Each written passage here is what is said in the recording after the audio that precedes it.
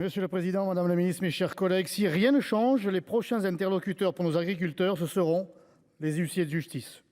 Si vous faisiez campagne, et pas seulement électorale, vous auriez pu sentir venir le mouvement de contestation et de ras-le-bol actuel. Il n'est pas le fruit d'un sentiment ni la défense de privilèges, il est le dernier cri du cœur de la paysannerie française qui ne veut pas mourir. Il n'y a plus de trésorerie dans les caisses des fermes, la propriété réelle se réduit à peau de chagrin. Les matériels appartiennent à la banque, tandis que l'État applique une imposition abusive sur les transmissions d'exploitation. En France, l'agriculture est nourrie par la générosité de ses nappes phréatiques, mais elle est asséchée par une chape de plomb administrative et pseudo-environnementale. Notre pays a tout ce qu'il faut pour produire, mais vous faites le choix, madame la ministre, par la voix de vos députés européens et aux côtés de la Commission européenne, de la déproduction. En 30 ans, l'écolo-gauchisme, systématiquement suspicieux à l'égard de nos entrepreneurs, a eu raison de notre civilisation paysanne. À Bruxelles comme à Paris, nos gouvernants ont ligoté les paysans de normes, de restrictions, de contrôles satellitaires et maintenant de quotas de jachères et de hausse de taxes sur le GNR. Tout cela pour laisser courir les traités de libre-échange avec l'extérieur de l'Union européenne, la concurrence déloyale à l'intérieur par la surtransposition et la dépossession des petits fermiers par les agro-industriels.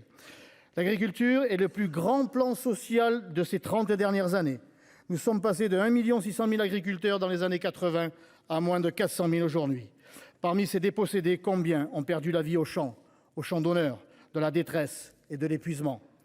Pour pallier l'urgence, il faut impérativement un report des échéances bancaires et des agriculteurs sur l'année en cours.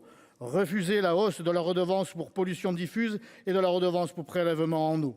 Appliquons la politique de la chaise vide à Bruxelles pour récupérer les 11 milliards d'euros que nous versons à la Commission sans en revoir la couleur. Il y a des milliards pour l'Ukraine, il en faut d'abord pour la survie de nos paysans.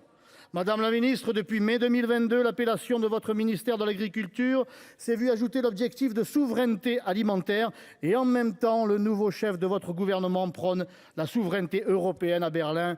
Dox et paradoxe. Aucune cohérence, aucune émancipation vis-à-vis de la doxa. Vous jouez la montre électorale, mais les paysans sont de retour car ils ont compris que vous les aviez trompés. Et pourtant, s'il y avait une vision pour l'avenir de notre modèle agricole, ce serait bien celle qui consisterait à anticiper les formidables défis de souveraineté, de prospérité et d'influence que représente la maîtrise des big data agricoles. Cette bataille est en train de nous échapper et les enjeux sont colossaux. Parlons d'avenir, madame la ministre. Que pensez-vous sur les plans sanitaires et environnementaux des viandes de synthèse dont le ministre de l'économie a fait la publicité?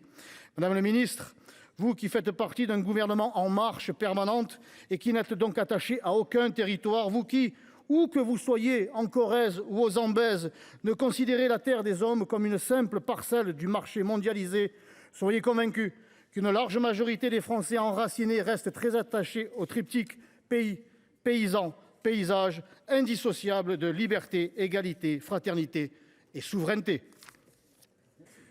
Merci.